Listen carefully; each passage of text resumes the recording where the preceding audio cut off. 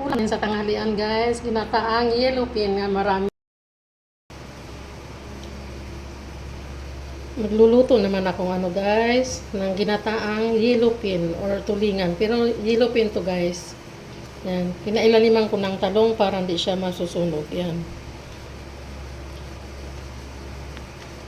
Yan siya guys. Yung ulo. Tsaka yung buntot. Ito sukat siya guys. Yan, ipapakulo ko. Guwapa kayo akong ginataan.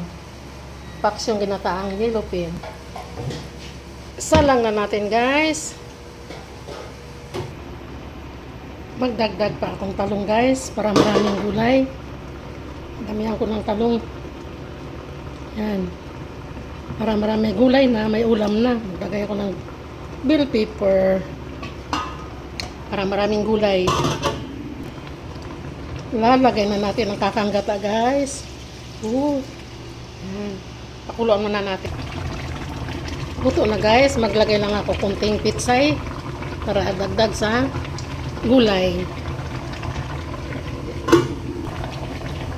Ito na aking ginataang tulingan. Yan siya guys. Malaki kasi ito guys.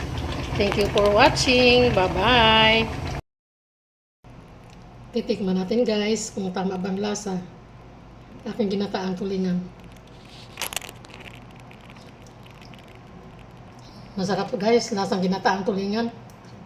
Promise masarap siya guys.